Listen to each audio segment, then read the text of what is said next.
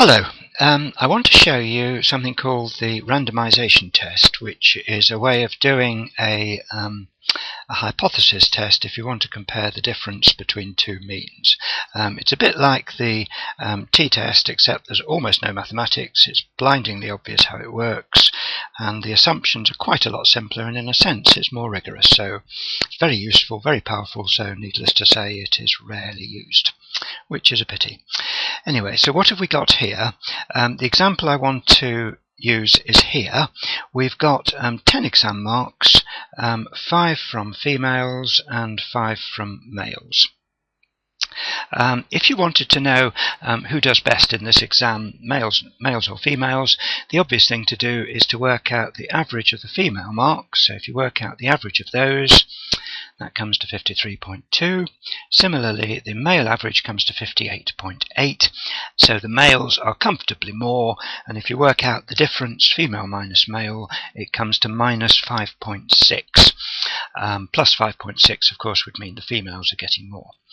Okay, so this seems to show that males do better than females in this exam, but the sample is only 10. Can you be sure that the same thing would happen if you had a bigger sample, or if you were considering the whole group of students?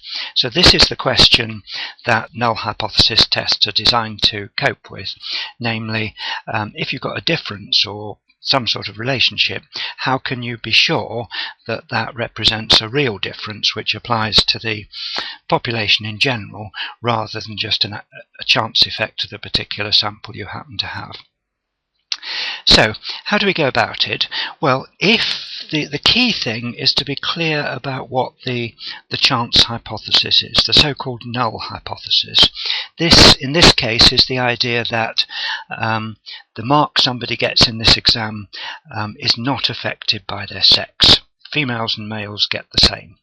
So the obvious way to sort of investigate that is just to imagine that each of those marks was on a card, shuffle the pack, deal out 5 for the males, 5 for the females, and that will give you an idea of the sort of thing that might happen if sex really makes no difference to marks. So if we do that lots of times, we get an indication of how much the marks between the two sexes will vary if there really isn't any difference. Well, how do we do this? Well, it's dead easy. You'll see that I've put some random numbers here. This is to help with the next worksheet, which is called a single resample. The word resample just means a sample taken from a sample. And what I've got here is exactly the same list of marks there, and the same 5 females, 5 males, etc. there, but this time I haven't got the same data. What I've got is the shuffled data, and another name for the randomization test that I prefer is the shuffle test. So imagine you've got these cards, you shuffle them, and you deal 5 for the males, which is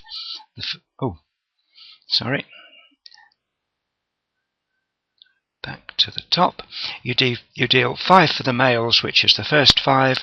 5 for the females, which is the first 5. 5 for the males, which is the next 5. And the female average turns out to be 54.4. The male average is 57.6. So the difference is 3.2. So that's fairly similar to the difference of 5 and a bit we got before, which sort of suggests that quite big differences can happen by chance. If you press F9, what that does is it forces the spreadsheet to recalculate so that you get a different shuffle. Unfortunately, the software I'm using has disabled F9, so I can't do that. But if I enter a number there, which will force the spreadsheet to recalculate, you'll notice that the marks have shuffled. The female average now is 56.8. The male is 55.2. So now the females are doing better. Let's try another shuffle, and remember, if you've got this spreadsheet on your own computer, you can just press F9 for this. The next reshuffle, the males now are doing far better, 18 better. Try again. This time it's almost exactly the same, and so on. So the idea is you just do lots of reshuffles, and the obvious thing for me to do next is to show you what happened if you get lots of resamples, and this is the answer. So we've got here actually 200 resamples. The difference for the first one is -1, for the second one is +8, for the next one is -8. And you'll notice, if you look carefully, that I've put a minus in the cell there. That indicates that the difference is bigger negatively than the actual difference, which I think was 5 point. Let's have a look. The actual difference is -5.6. The difference we've got here is -8. In other words, that is greater negatively speaking, so I put a minus. The next one is more than +5.6, so I put a plus. The next one, 2.4, is in the middle, and so on. So the spreadsheet just does this, I think it's 200 times, and then in this diagram here, I've plotted a little histogram. So the first bar here shows you the number that are a little bit less than 20. This bar there, that will include, for instance, the -18 we saw just then, and so on.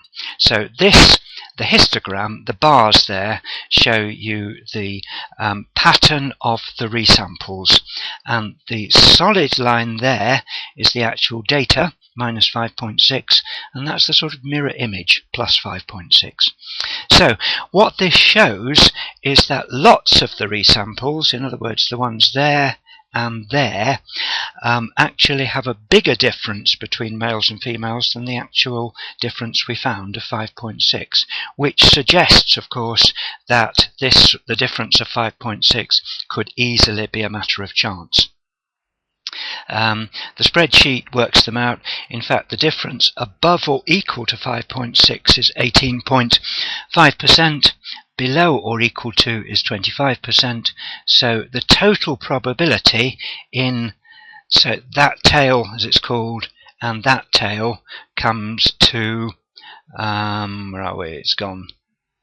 Seem to have managed to delete it. Yes, comes to 43.5%. That's the total probability, and that is the so-called p-value. Namely, it's the probability of getting results more extreme than the actual results you've got. In other words, in this case, with a difference between the male and female averages, if, and that's important, if there really is no difference between males and females.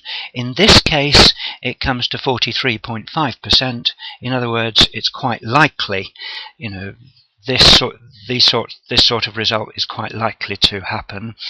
If the sample was much larger, or the difference was much more extreme, or the pattern was different in some way, in another example, you could well find that that this probability is a lot lower. If that probability is a lot lower, that would mean that the probability of results like the ones you've got occurring by chance is very small, and that would indicate that you've got that there's real evidence that there is a difference.